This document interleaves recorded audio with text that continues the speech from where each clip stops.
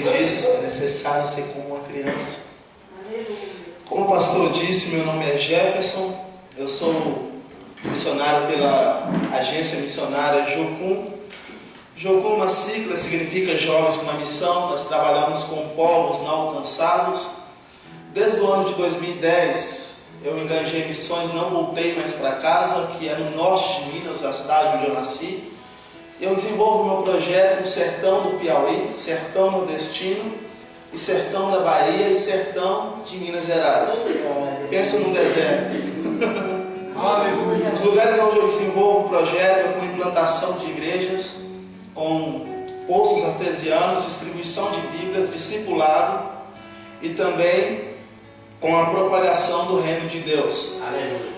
Eu faz 14, 15, 19 dias que eu cheguei do sertão da Bahia, de um lugar chamado Contendas do Sicorá, uma cidadezinha que não tinha igreja nenhuma, e Deus lá foi maravilhoso. Um dia eu estava andando pela rua, tinha uma mulher andando também ao meu lado, e Deus falou: fala de mim para ela. Eu falei: Jesus te ama. Ela converteu, ela era diretora da escola, da única escola daquele povoado, abriu oportunidade. Durante os 33 dias que eu fiquei lá no sertão, eu implantei um discipulado dentro da escola, falando de Jesus abertamente. Aleluia! É assim que Deus faz.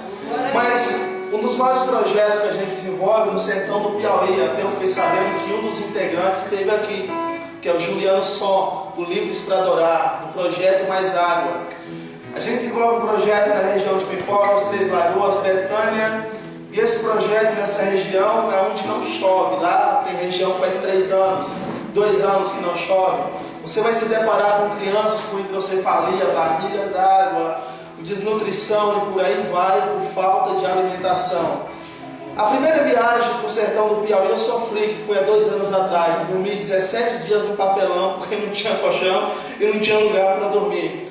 A alimentação só tinha almoço, não tinha café e nem janta, porque a gente privava o dinheiro para comprar cesta e caminhão-pipa de água para as regiões que não tinha. Hoje, pela graça de Deus, quando o Juliano entrou, a gente conseguiu furar poços artesianos, só que a água saiu salgada. Aí então nós conseguimos comprar uma máquina chamada dessinalizador, que extrai o sal da água. E hoje uma população de 7.000 pessoas é alimentada por esta água. Graças à oração, que às vezes você ora, Deus abençoa o projeto, abençoa os missionários, que às vezes você nem conhece, e Deus abre porta onde não tem porta. E é isso que Ele está fazendo aqui nesta noite. Ele está colocando uma porta adiante de nós, a qual homem nenhum pode fechar. Essa porta se chama graça, se chama amor, se chama paz. Não tem coisa melhor do que você sair daqui com paz no seu coração. Não tem coisa melhor do que você sair daqui e conseguir dormir em paz. E é esse motivo que me motiva a estar num lugar como esse. Um lugar onde não tem nada, financeiramente falando. Não tem nada de alimentação, não tem água, não tem nada de matéria física. Mas tem pessoas que precisam ouvir que Ele é bom e a sua misericórdia dura para sempre.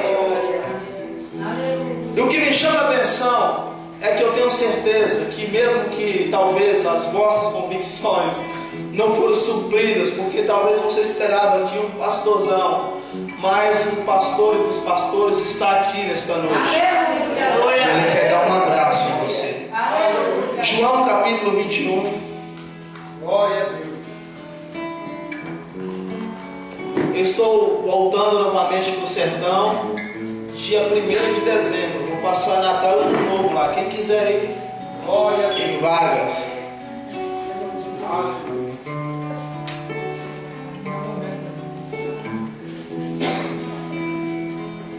Seria uma experiência incrível vocês lá. Quando eu ligo para minha mãe, ela fala assim: eu sei que aí é lugar onde o filho chora, mas não vê. E realmente é, porque ela nem telefone pega.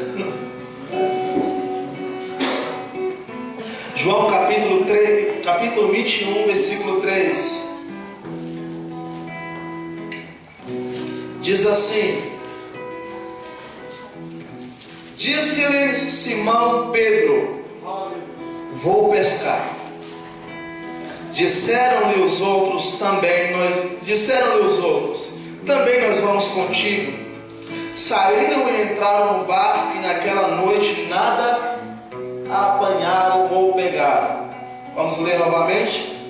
Disse-lhe Simão Pedro: vou pescar. Disseram-lhe os outros que ali estavam, os outros discípulos: também nós vamos contigo. Saíram e entraram no barco, e naquela noite nada apanharam ou pegaram ou pescaram. O que me chama a atenção nas atitudes de Jesus é a sua simplicidade. Jesus, ele escolheu um homem simples, e esses homens simples, com a sua simplicidade, revolucionaram a sua geração, a ponto de irradiar a nossa. Hoje, nos nossos dias, nós temos princípios e valores que Pedro, Paulo, João deixou escrito para que hoje nós vivenciarmos esse avivamento de transformação de vidas. Só que Jesus, ele criou o homem na sua essência desde o princípio, juntamente com Deus. E a Bíblia vai nos dizer no versículo 26 do capítulo 1, que Deus, ele cria o homem conforme a sua imagem, a sua semelhança. Só que no capítulo 3 nós vamos se deparar que o homem, ele se cai, ele se defasa, ele cai perante Deus, ele cai no labirinto do pecado, no lamaçal, ele se afasta da graça. E o que me chama a atenção é que Deus, quando Adão e Eva, eles pecam, eles se escondem atrás de uma árvore, após ouvirem a voz do Senhor Deus passeando pelo jardim. Era um momento em que Deus se relacionava com eles. Era um tempo de Deus com o homem. Pois foi para isso que Deus criou criou você, nos criou para ter um relacionamento conosco.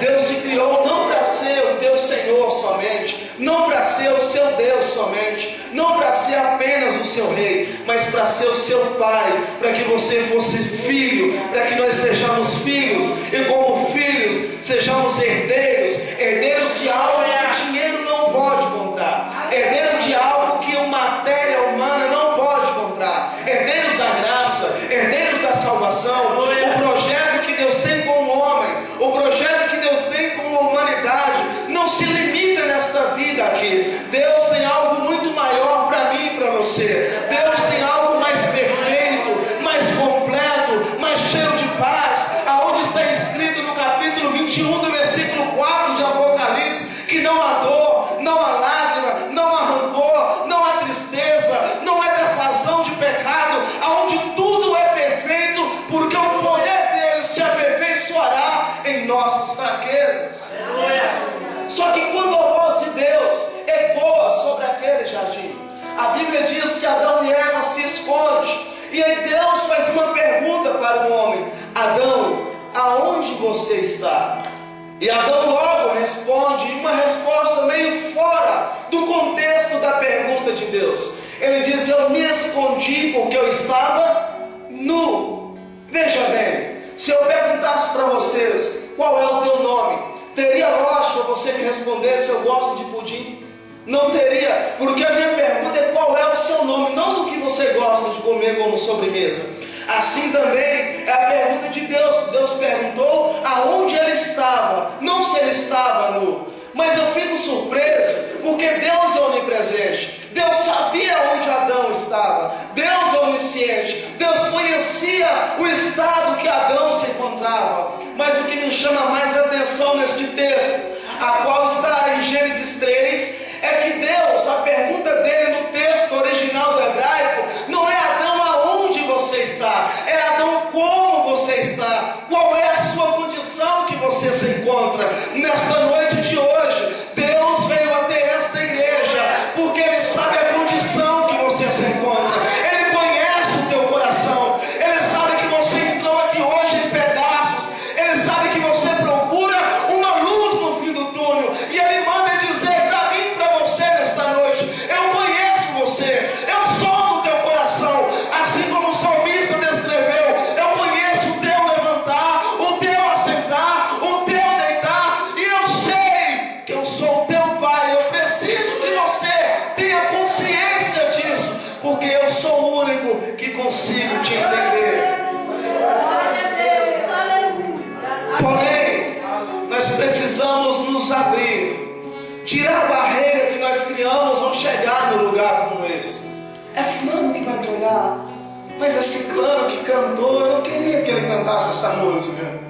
Mas aconteceu assim, eu queria que o culto fosse de outra maneira. É preciso se abrir, é preciso tirar a barreira, é preciso se despir de si mesmo, é preciso descer do pedestal e se render à plenitude de Deus. E eu tenho boas novas para nós aqui hoje. Deus, Ele sabe o teu estado, Ele sabe como você entrou aqui hoje, e Ele manda te dizer: eu vou mudar o rumo da sua história. O que me chama a atenção é que após o homem pecar, após Deus dar uma sentença para os tais, o pecado começa a se arrastar e se expandir pela face da terra, a ponto de Deus cochichar ou falar no ouvido de Ezequiel, no capítulo 22, no versículo 30, dizendo: eu estou à procura de um homem ou de uma mulher que se colocasse na brecha por esta terra, para interceder por esse povo, para que eu não destruísse, porém a ninguém achei. E a Bíblia nos dizer do período interbíblico, de Malaquias a Mateus, que foi 400 anos do silêncio de Deus, sem Deus levantar uma voz profética, sem Deus levantar um levita, sem Deus levantar um sacerdote que pudesse proferir as suas palavras proféticas. Porém, agora nós temos o nosso mestre, que nasceu em uma manjedoura, e ele começa a crescer. A promessa de Israel começa a crescer no meio do seu povo. Vejamos bem, no capítulo 1, Deus vem até a terra da seguinte maneira. No versículo 1 do capítulo 1 de Gênesis, ele vai dizer: no princípio criou Deus os céus e a terra era sem forma e vazia, e disse Deus: haja luz. Toda vez que a Bíblia fala de terra, não está falando de matéria, terra física, está falando de pessoas, porque a Bíblia é espiritual, e toda vez que ele fala de luz, ele está falando dele. Deus se apresentou como luz para ver a condição da terra, e no livro de 1 João está dizendo que Deus é luz, e nele não habita trevas alguma. Nós somos terra, e estamos em trevas, porém a luz do Espírito Santo te irradiou, te atraiu, te limpou, te curou e te restaurou, e por isso você está aqui, porque Deus fez milagre na sua vida. E agora o Verbo, conforme está em João capítulo 1, se fez carne, e ele agora está habitando entre os homens, e ele é a luz que ilumina todo homem. Essa luz está brilhando em nós nesta noite, está nos limpando, traumas do passado, tristeza, decepção, calúnia, tudo isso que te prende vai ser extirpado pela luz do Senhor. E Deus, Jesus, ele começa a andar entre os homens, e ele começa então a escolher os seus discípulos. E o que me chama a atenção é Pedro. Quando ele escolhe Pedro, segundo está em Lucas capítulo 5, ele acha Pedro, e Pedro havia pescado a noite inteira e não havia pegado nada, e ele estava lavando as suas redes à beira da praia. Ele estava decepcionado, porque ele não havia conquistado aquilo que ele havia criado uma expectativa. E eu costumo dizer que o que motiva o homem, a mulher, a continuar acreditando em seus sonhos, o que motiva um jovem como eu a largar tudo e ir para o sertão, é a expectativa que algo bom vai acontecer, é a expectativa que algo bom está por vir. E eu quero dizer esta noite, esse algo bom não está por vir, já veio, é Jesus, já morreu, já ressuscitou e nasceu em você. E a expectativa te dá combustão para viver. Exemplo, quem é mãe é que sabe, eu já perguntei isso para minha mãe. Quando uma mulher está grávida, qual é a primeira expectativa? O que vai ser? Logo que depois se descobre o que vai ser, com quem vai se parecer? Quando vai nascer? E quando nasce, se parece aonde vai estudar? E a expectativa vai te empurrando para continuar acreditando que está chegando coisas boas. E ela está até mesmo no último fôlego de vida, perguntando para mim e para você: para onde